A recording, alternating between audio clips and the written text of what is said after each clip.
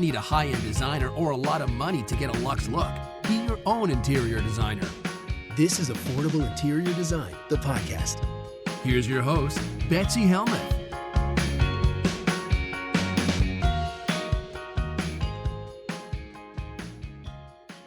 My next question comes from Joanne, and Joanne is writing from Sanford, Florida.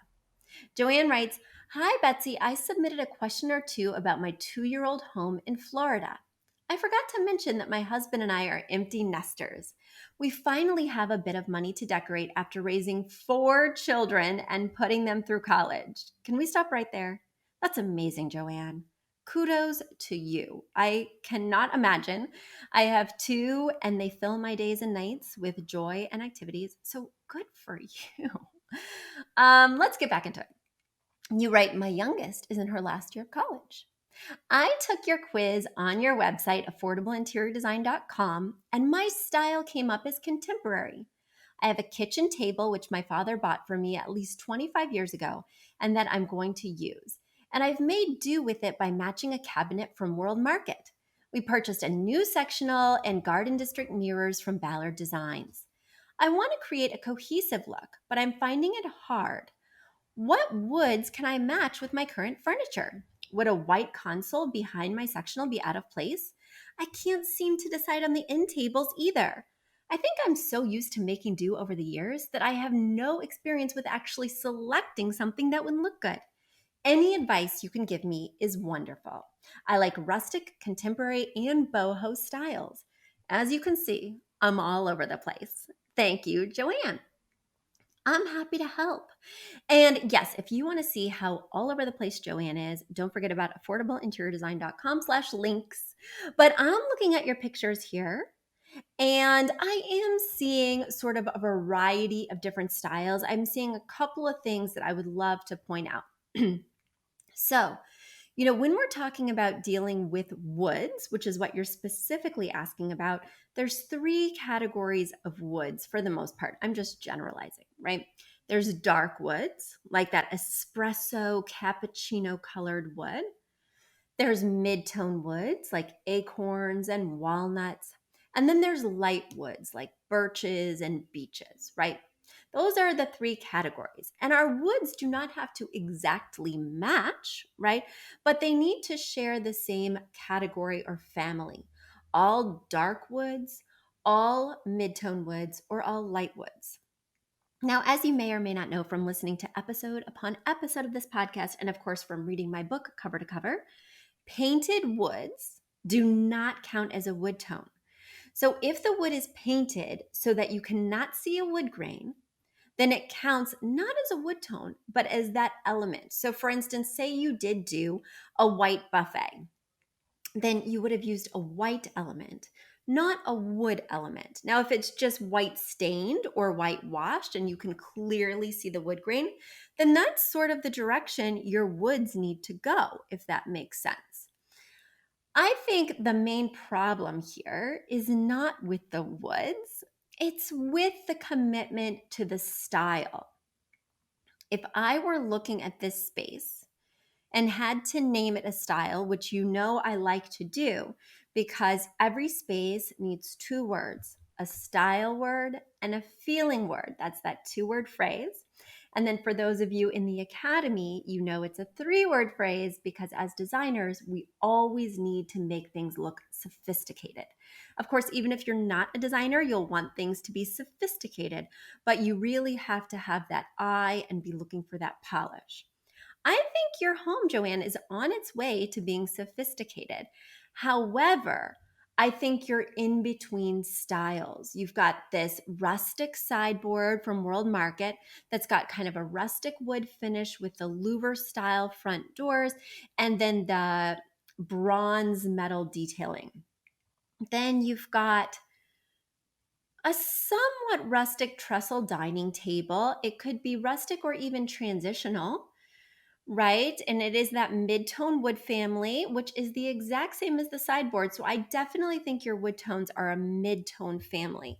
Then you've got a mix of blackwood dining chairs, which I think look great with the table.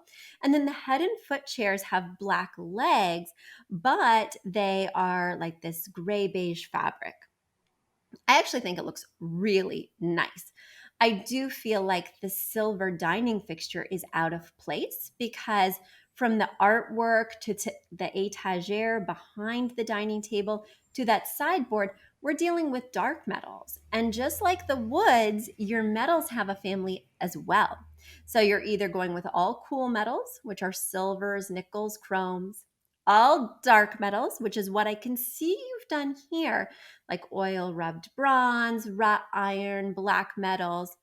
And then we also have warm metals, golds, brasses, coppers.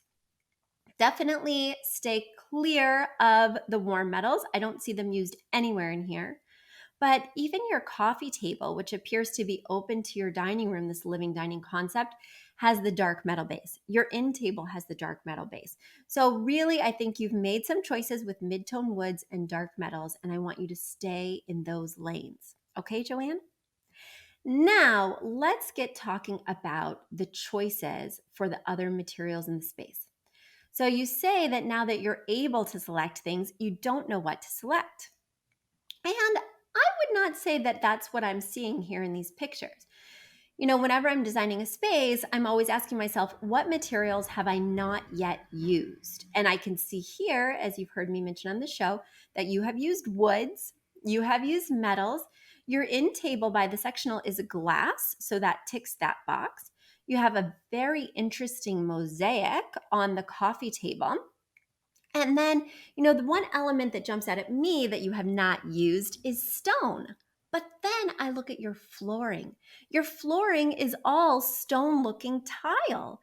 So that is definitely a large dose of stone. I think you have done a beautiful job using a mix of materials. A couple of materials I see missing, I see ceramic missing, right? That's an easy one to weave in with like a lamp or even an interesting centerpiece bowl. You could always do some more glass because the end table is just a very small element. So maybe you could think about like an elongated glass chandelier above the dining table, like something rectilinear that's maybe framed with that black metal to keep that cohesive throughout the space. And the big thing that's really missing from me, Joanne, that's like smacking me in the face as I scroll through these pictures, there is no gosh darn color in any of these pictures. It is all like a gradation from light gray to black. And for me, that's a real miss in terms of opportunity. I would definitely be getting a large area rug. Right now, you have a magic carpet ride for your coffee table, a little circular rug that's maybe 5 foot in diameter under a 3 foot diameter coffee table. What a missed opportunity. You can make this living area look so much longer and wider by using a long and wide rug, right? And also swapping out some of this artwork that is also monochromatic for something that offers a splash of color. So that gives you opportunity to bring in throw pillows, a throw blanket, maybe even an accent chair. So that would be my main critique of the space. I definitely feel like the vibe in here is rustic. So I would be going down that rabbit hole as you're committing to your 2-word phrase. But let's bring a little vibrancy. Let's bring some color. Those are the choices I want to see you make, Joanne. Guys, I hope you're making choices in your space. I hope you're being bold and listening to the rules I'm laying out here on the podcast, because following simple rules, whether you have an eye for design, a knack for design, if you feel you've always dreamed of being an interior designer, or you just like to listen to this podcast while you wash dishes, these are real world rules that I not only share in the podcast, but I teach in the academy. I use every gosh darn day. So use these as a framework to make those choices. Don't be scared to fold in some color. Don't be scared to buy a piece that wasn't just a hand-me-down, instead is more of an investment. Just do so staying within the lines and you won't go wrong. A big thank you to our amazing producer, Katherine Heller, to Aton and the MBCR House Band, and to Affordable Interior Design, the sponsor of this podcast and the premier place to get an amazing look on a budget. Check out affordableinteriordesign.com. If you guys love the show, the very best way to support us is by spreading the word. Tell your friends or write us an awesome review on iTunes. So until next week, guys, thanks so much for joining us, and I'll talk to you soon. Bye.